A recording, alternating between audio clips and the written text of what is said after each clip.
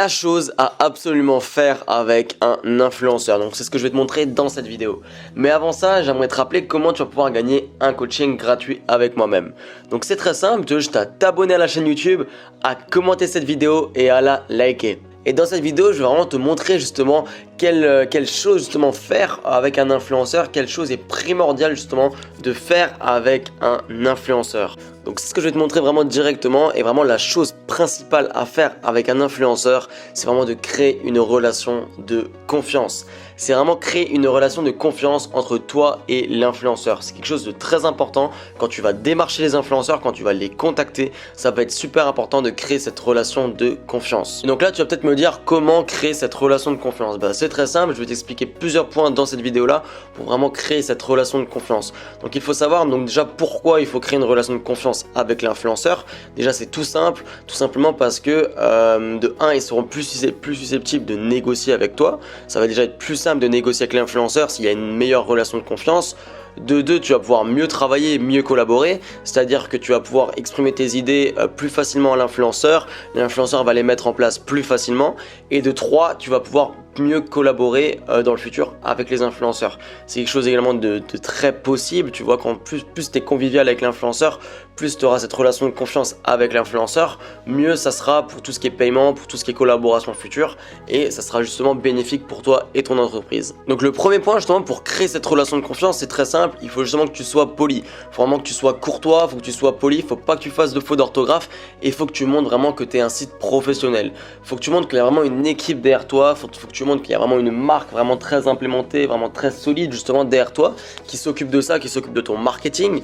Donc ça c'est vraiment très important de vraiment respecter ce point là, c'est quelque chose de très important. Être très professionnel, je t'en ai déjà parlé, c'est quelque chose de très important quand tu contactes les influenceurs. C'est vraiment ça qui va déterminer si l'influenceur va te répondre ou pas. Donc je t'invite vraiment à rester le maximum professionnel là-dessus, tu vois, quand tu le contactes. Vraiment, il faut que ton site, faut que ton email soit vraiment très professionnel, il faut qu'il ait pas de faute d'orthographe. Et faut justement que tu restes. N'hésite pas à mettre également certains signes de politesse comme cordialement, bonne journée, enfin des choses comme ça. Donc bonjour, sois vraiment toujours cordial avec l'influenceur, et tu verras que ça va vraiment créer cette petite relation de confiance. Le deuxième point, c'est ne pas brusquer l'influenceur. C'est quelque chose de vraiment très important également. Donc toujours vraiment aller dans le sens de l'influenceur. Même si des fois l'influenceur t'énerve, ça te saoule parce qu'il te répond pas, parce que si, parce que ça. Essaie vraiment de ne pas le brusquer. Essaie plutôt de le comprendre, tu vois. Essaie de vraiment lui faire comprendre que tu le comprends justement, que c'est pas grave s'il répond assez lentement, mais qu'il pourrait répondre un peu plus vite. Mais ne le brusque pas, voilà. Donc ne t'énerve pas sur l'influenceur, ne lui envoie pas des mails.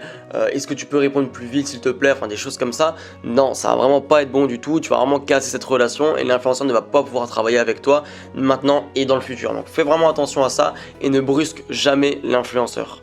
Le troisième point, c'est justement essaye de tutoyer l'influenceur. Moi je sais que maintenant les influenceurs, je les tutoie tout le temps. C'est quelque chose de très important. Ça permet également de rester convivial, d'avoir une relation assez proche avec l'influenceur. Alors au début tu peux le vouvoyer, pour le premier email de contact tu peux le vouvoyer, mais par après je t'invite vraiment à le tutoyer justement, comme si c'était quelqu'un que tu connaissais. C'est quelque chose de très important également. Ça permet de créer cette relation de confiance et cette relation conviviale un peu avec l'influenceur. Moi c'est quelque chose que je fais vraiment tout le temps sur tous mes sites, sur tous mes emails que j'envoie, surtout les messages également que j'envoie, je tutoie l'influenceur. Voilà, c'est un petit détail mais qui pèse dans la balance, tu vois, pour vraiment rester convivial avec l'influenceur et justement pour créer cette relation qui sera vraiment de confiance. Et enfin, justement, le dernier point pour vraiment créer cette relation de confiance avec l'influenceur, ça va tout simplement être de vraiment lui écrire sur une autre plateforme que l'email. Tu vois, parce qu'en fait, l'email, c'est un peu un contact froid avec l'influenceur. Tu vois, quand tu reçois un email, il n'y a pas de ponctuation, voilà, il n'y a pas de relation directe, tu vois, avec l'influenceur. Alors moi, ce que je te conseille de faire, c'est justement d'aller lui parler sur WhatsApp ou en iMessage ou quelque part comme ça. Sur Messenger, c'est également possible. Donc je t'invite à faire ça, vraiment, c'est quelque chose d'important là-dessus, justement pour créer cette relation de confiance et vraiment créer cette relation convivial et vraiment direct avec l'influenceur, plutôt que l'email, un email qui est froid, qui est envoyé vraiment indirectement à l'influenceur. Alors que là, je veux dire, le SMS, vraiment il est envoyé directement à l'influenceur. Tu peux mettre un petit emoji, tu peux mettre de l'intonation, et ça va justement être plus direct pour l'influenceur. Donc déjà ça, ce petit détail là, ça va vraiment créer justement cette relation avec l'influenceur que nous on veut justement pour vraiment optimiser tes chances justement dans ta promotion. Donc voilà, donc c'est tout pour cette vidéo, j'espère que je t'ai encore apporté un maximum de valeur. Si c'est le cas, n'hésite pas à lâcher un like, à commenter la vidéo et à t'abonner à la chaîne YouTube. Ça te permettra également de gagner un coaching gratuit avec moi-même tous les jours. Donc voilà, donc moi je te retiens pas plus longtemps et du coup je te dis à demain pour la prochaine vidéo. Allez, ciao!